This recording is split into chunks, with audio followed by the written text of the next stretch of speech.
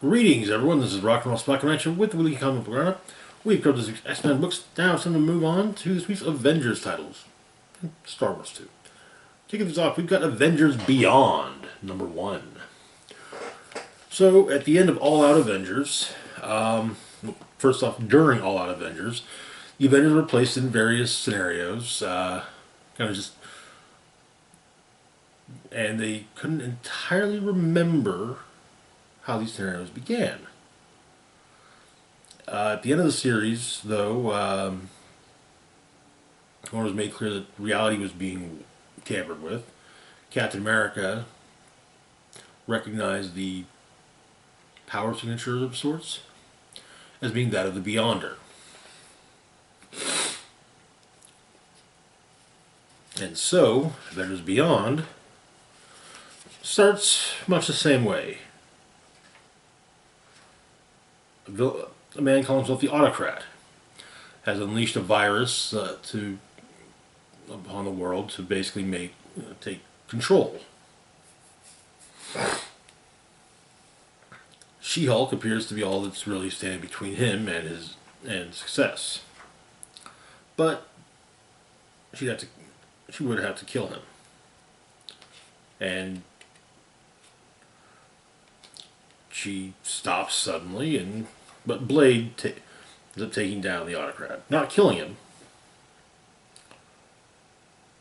And the rest of the Avengers realize that, yeah, it's happening again.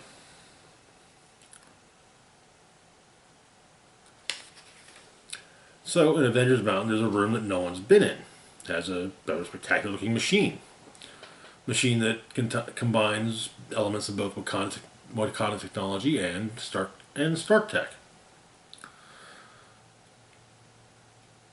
Tony explains that when him and Black Panther figured out what was going on, they opted to start working separately on a machine and they've developed a way to make sure it would work. All the parts would work together, and so they're able to bring the source of the source into reality. The Beyonder explains who he as the Beyonder is. In the middle of this, Captain Marvel cuts him off basically by saying, "We know you kidnapped a bunch of us to a planet just to fight for your own amusement once." But he explains the history of the Beyonders as well. They were created by the Lost One. Created the Beyonders, much like they would later do with the Beyonder, and imbued the Beyonders with the tiniest fraction of his power. The Lost One watched with interest as the Beyonders grew jealous and then resentful, and then watched as they plotted against him. When they attacked, he allowed it, curious to see what happened, and, well, they took all of his power.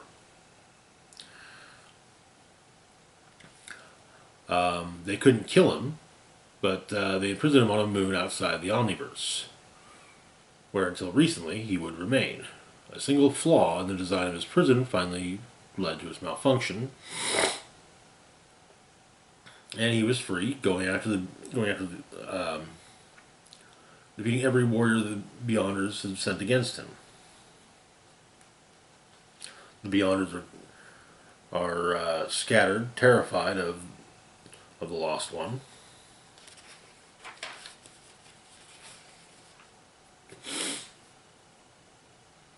And so the Beyonder came to Earth 616, where he's been preparing the Earth to be the place he makes his final stand.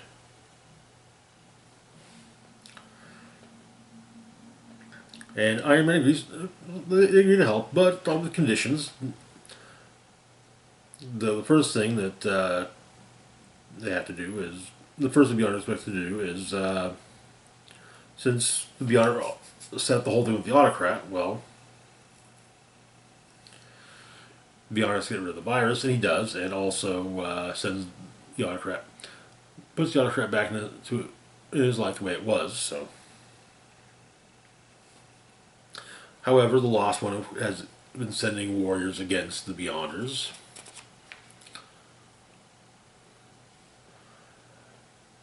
And when we met in All Out Avengers number 4 arrives, identifying herself as Tiamat.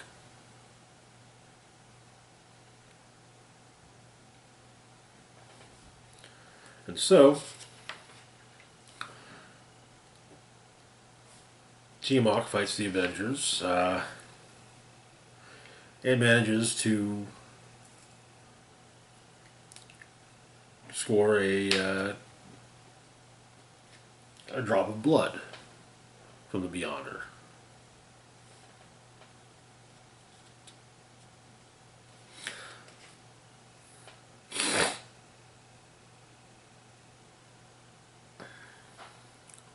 And so, the Avengers begin their plan to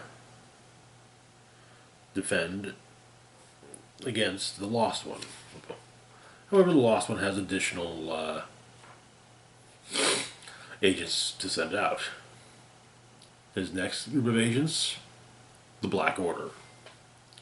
And that is where the issue ends. Okay, strong start. I enjoyed a lot of Avengers. My only issue with it really was just Greg Land's art. I mean, it's not bad looking. It's just there's been stuff that's come up about it that, can someone else please do these instead? But other than that, solid book. Moving on though to our next book, we've got the Invincible Iron Man number 4. Where we left off, Tony's mystery enemy had taunted him and basically said, come at me, bro. So we begin with some explanation. A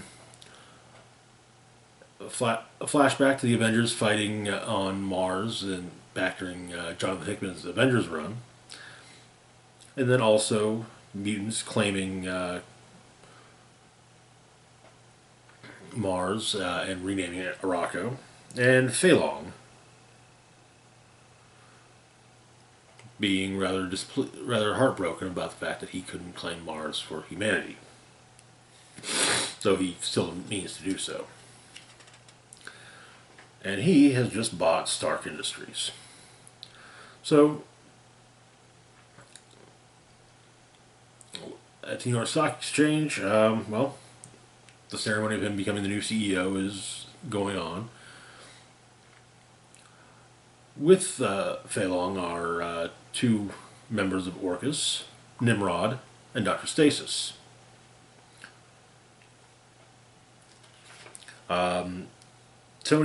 Tony's there as well, and he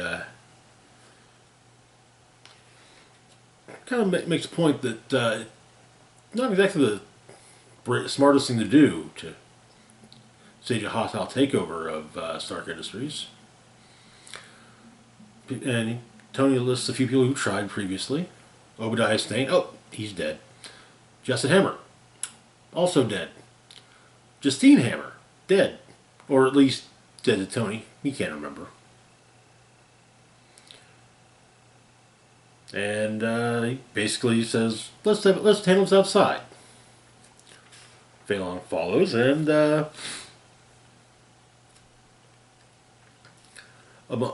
asks why, and Tony asks why Fei Long is taking over, has bought Stark Industries. Says, among reasons is making it great again.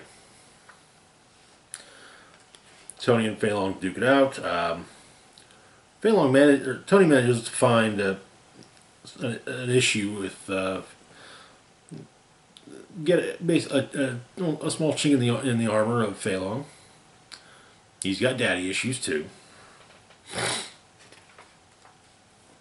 But they duke it out, and actually, in all honesty, it turns out the fight goes pretty well in Iron Man's favor, ending with Tony crushing Fei Long's hand.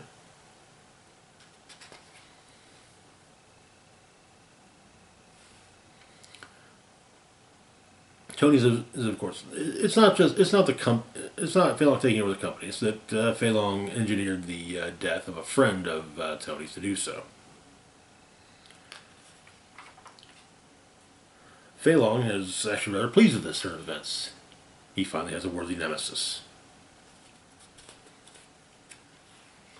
But later on, Tony's lawyer, Jennifer Walters, aka She-Hulk, is delivered some papers. Cease and desist orders from Stark Industries to Tony Stark. Namely, use of the Iron Man suit. But Tony's got someone else he's got to go see first. Emma Frost. And the issue ends with Tony arriving at Emma's home on Krakoa. And yeah, it's been stated in solicits that Emma Frost is soon to become at least guest recurring cast member for Invincible Iron Man, if not regular cast member. But anyway, good start, and with the recent announcement that Invincible Iron Man will be involved in the upcoming Fall of X story, makes sense to get the ball rolling there, especially with Fei Long being initially an X-Men villain, so,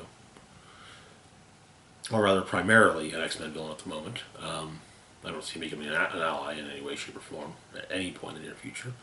But yeah, solid issue. And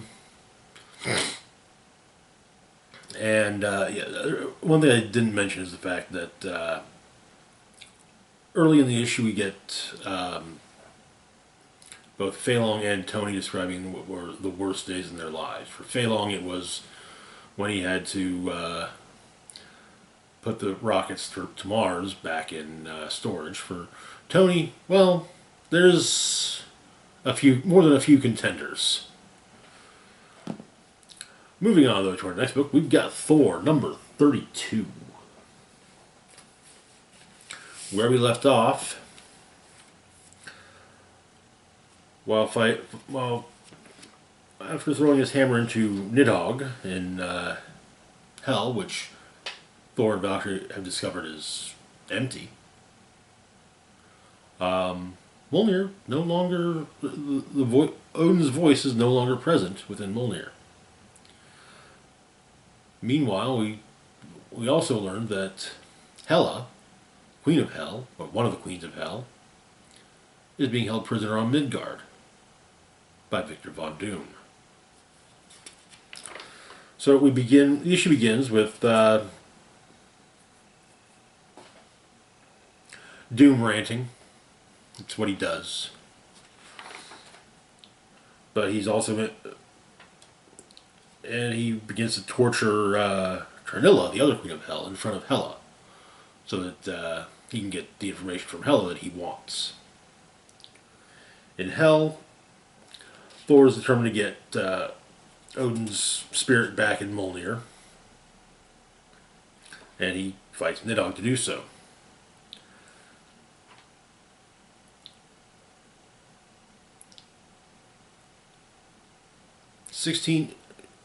One hour and 16 years later, on Asgard, Lausa shows up in the dungeons and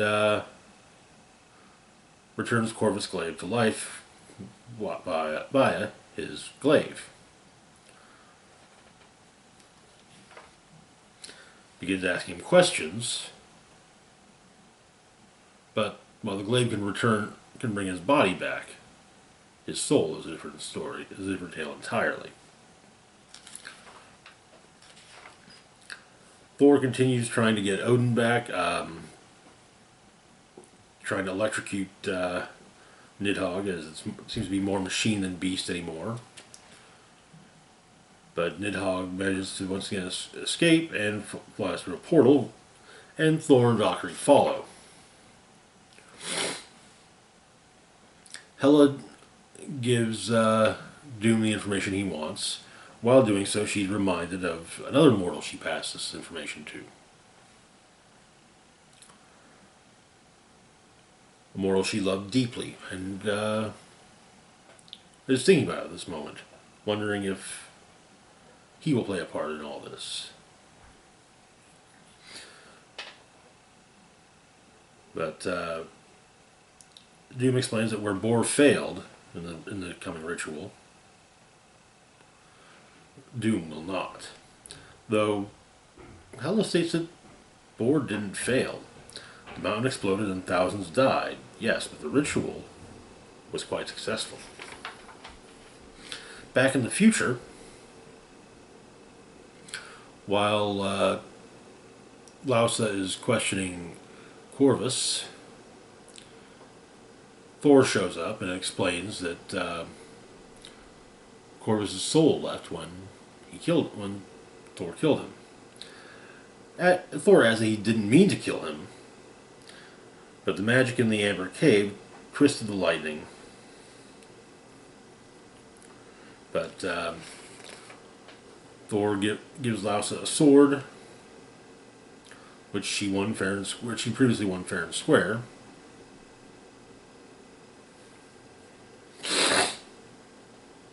And as she mentions that apparently Thor has mentioned having seen her twice in his past. Is she going back in time again? Is this the point when she has to go back? And Thor, when Thor tells her to go, he also states that he'll take care of Corvus Glaive, or at least what's left of Corvus. Thor and Valkyrie arrive in Latveria on the heels of Nidhogg. Thor's chariot is destroyed, and Valkyrie follows Nidhogg through a portal to another realm of the dead, while Thor deals with the living. That is where the issue ends. This is definitely turning into an interesting arc. I imagine that the mortal that Hela was thinking of earlier was Thanos. It does seem he is involved somehow. Anyways, moving on to our last book for the moment, we have Star Wars, Jabba's Palace. One of at least a few one-shots celebrating the 40th anniversary of Return of the Jedi. Now, a fun little thing, this cover asks the question, who's plotting to overthrow Jabba the Hutt? Back in the 90s, I played the Star Wars Festival card game. That's how I got into tabletop gaming, to be honest. And the Jabba's Palace set, so many of the characters in the set had in their flavor text the following sentence: plotting to kill Jabba the Hutt. It's something that I felt then, and I feel now, that it should have led to some kind of something mechanical in the deck or in the game, but it never did. But it was just a fun little thing that practically everyone you saw in Jabba's Palace, be they characters with dialogue that were front and center, or just background characters that if you blink at the right point, you don't see them, were all plotting to kill Jabba the Hutt. So, this, however, deals with something, tells a story of another, gives some backstory, I should say, for something else we saw at Jabba's Palace. You may recall when, early in Return of the Jedi, when R2 and 3PO are gifted to Jabba by Luke, they're taken down to Jabba's droid workshop.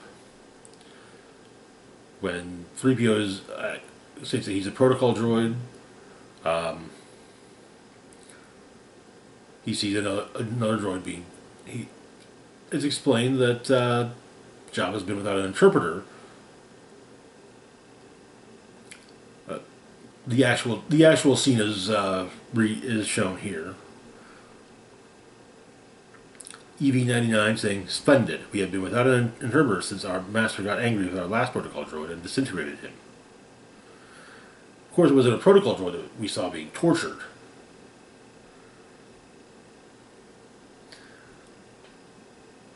(8YM), who looks more like a medical droid than a protocol droid, tells the story of how they died.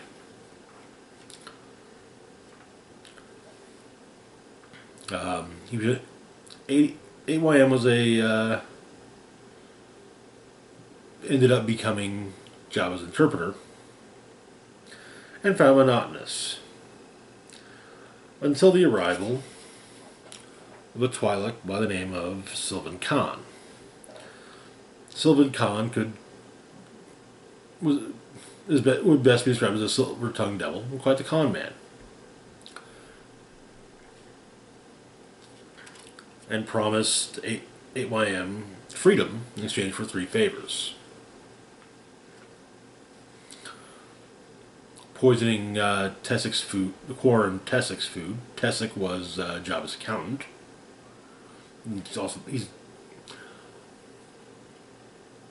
Quarren are, I think they're still native to Mon Cal, but squid face guy. Something like that.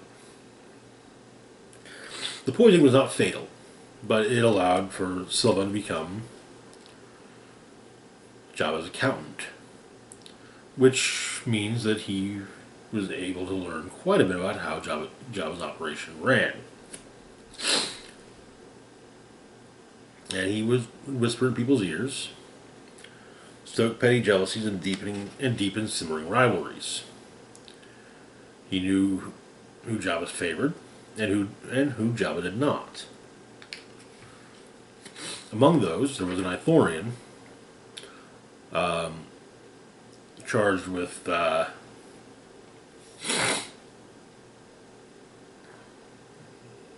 let's see.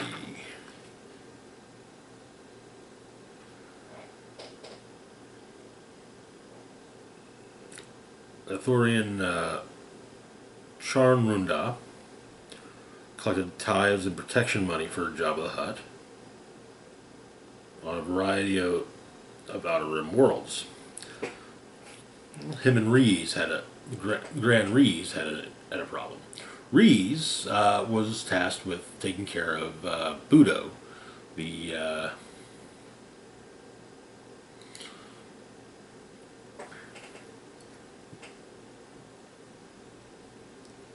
Jabba's frog dog, though he had greater aspirations. The two of them fought it out in the audience chamber. However, Sylvan said, maybe Great Jabba should, stop this because, it could make for bad precedent within the audience chamber. And so,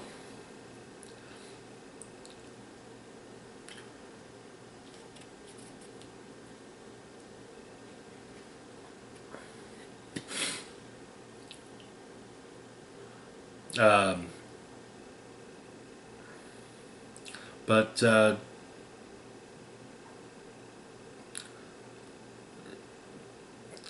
Runda is questioned, and some insults are thrown, and in the end, a blaster is delivered to Runda, though 8YM is seen procuring said blaster by bounty hunter Bane Malar.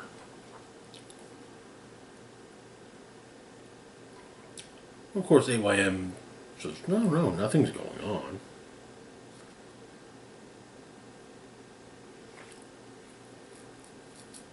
But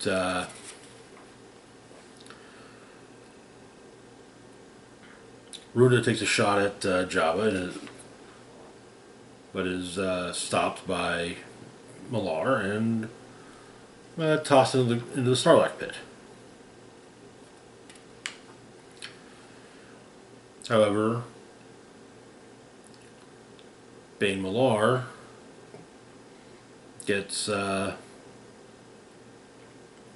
passes along the information he has to Jabba about Sylvan, and then it turns out so did 8YM. However, 8YM is punished by Jabba for his honesty and for being a part of the whole thing, leading to what we saw in Return of the Jedi, and that is where the issue ends. All right, neat little thing. I do like the idea that and that Jabba's palace is basically just as bad as I think most of us expected it to be. Anyway, that's going to do it for now. As always, feel free to like, share, and subscribe. Links to my Facebook, Twitter, Patreon, and PayPal can be found in the description box down below. This is Rock and Roll Spock signing off saying, live long and rock hard.